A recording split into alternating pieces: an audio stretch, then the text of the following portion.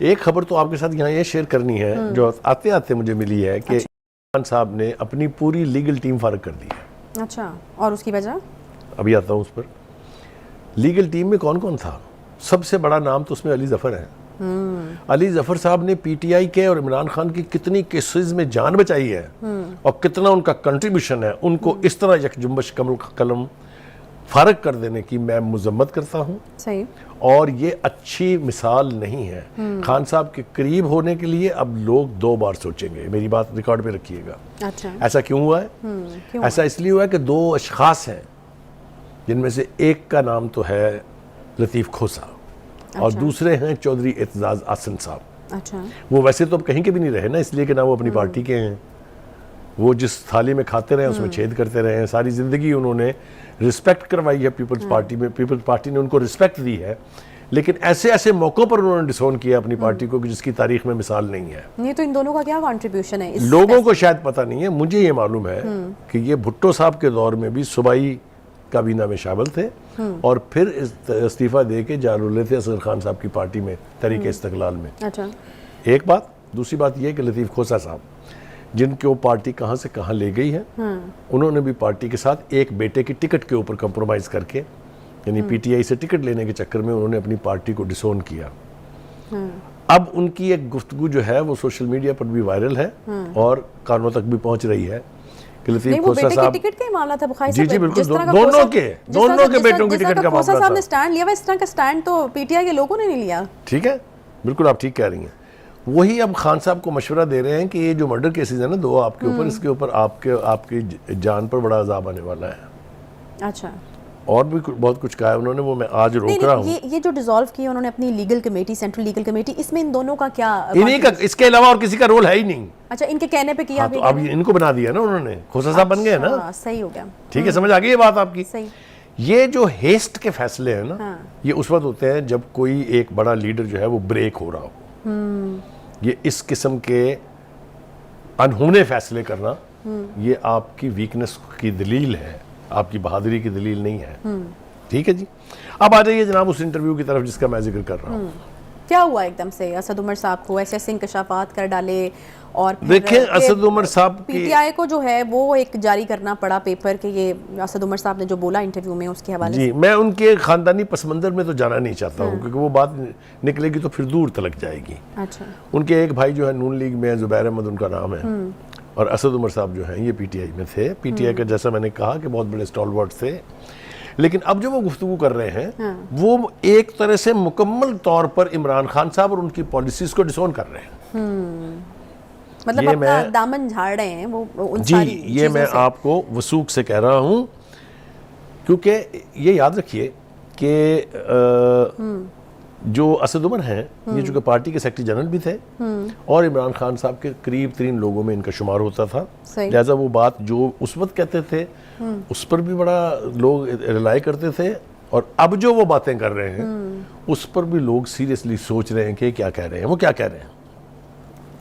उन्होंने एक तो ये कहा जी कि जो मज़ाकरात के 2 दौर हुए थे पीडीएम की हुकूमत के साथ, उनमें पीडीएम को हम यहाँ तक ले आए थे कि वो डेट देने के लिए तैयार थे असम्बलियाँ तोड़ने की। वो कहते हैं कि मैंने इमरान खान साहब को और तमाम जो निगोशिएटर मेरे साथ थे उनको कायल करने की कोशिश की कि डेट ले लें, अगर आपने डेट ना ली तो इलेक्शन ओझल हो जाएंगे नजरों से। और वही हुआ। लेकिन उसने इंटरव्यूअर ने उससे पूछा कि ये फैसला फिर किसने किया कि नहीं लेनी, कि नहीं हम ये वापस आ जाए यहाँ से। उन्होंने फिर इसकी वजाहत की कि कोई भी फैसला पीटीआई में बड़ा फैसला वो इमरान खान साहब की मर्जी के खिलाफ या मर्जी के बगैर नहीं होता। अच्छा। तो उन्होंने सारा मलबा जो है इमरान खान साहब पर डाल दिया है कि उस मुज़ाकरात से वापस होने का फैसला खान साहब का था। सही। ठीक है जी। दूसरी बात वो ये कहते हैं कि -1 फार्मूला की बात हो रही है बहुत ज़्यादा। -1 फार्मूला उनका ख्याल ये है कि वो सिर्फ इसी सूरत में हो सकता है खान साहब खुद माइनस हो जाए। अच्छा, वो कहें कि मैं बैकफुट पे जाता हूँ, वरना नहीं हो सकता, क्योंकि वरना वो कहते हैं -1 का मतलब है माइनस पीटीआई। यानी अगर किसी ने माइनस कर दी खान साहब को तो पीटीआई फारग हो जाएगी। Which is true. मेरे ख्याल में आप भी बिलीवर हैं हाँ, मेरे ख्याल से बिल्कुल वो ठीक है। It is all about. सही। ठीक हो गया जी। उसके बाद वो ये कहते हैं कि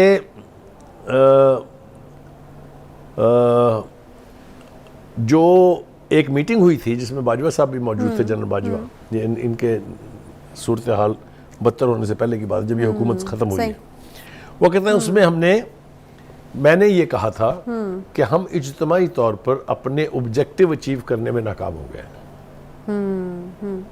यानी वो ये कहना चाह रहे हैं कि मैंने ये बात पार्टी के टॉप इजलास में, एक अहम इजलास में बता दी थी कि हम अपने ऑब्जेक्टिव अचीव नहीं कर सके, लिहाजा हम नाकाम हो गए।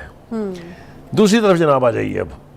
अच्छा बुखारी साहब, ये जो इलेक्शन ना लड़ने वाली बात उन्होंने की है, अब वो कह रहे हैं कि मैं तो पहले डिसाइड कर चुका था। देखें, उन्होंने बहुत कंडीशनल बात की है। उन्होंने कहा है कि मैंने कई महीने पहले ये फैसला कर लिया था कि मैं इलेक्शन नहीं लड़ूंगा 2023 का। अच्छा, लेकिन साथ ही उन्होंने ये कहा है कि अगर हालात ऐसे हो जाएं, अच्छा, या मैं समझूं कि ये जरूरी है इलेक्शन लड़ना, तो कोई ये हरफ आखिर भी नहीं है। अच्छा, लड़ भी सकते। लेकिन ये वो बात कह रहे हैं कि हालिया जो इस वक्त हालात हैं, इसके तहत मेरा कोई इरादा नहीं है 2023 के इलेक्शन लड़ने का। अच्छा। वो ये कहते हैं कि मैंने पहले भी कहा था और मैं अब भी कह रहा हूँ कि अगर पीटीआई चाहती है कि मुल्क में इलेक्शंस हो, मुल्क में पॉलिटिकल स्टेबिलिटी आए, तो तमाम स्टेक होल्डर्स को बशम खान साहब और पीटीआई को 2-2 कदम पीछे हटना होगा।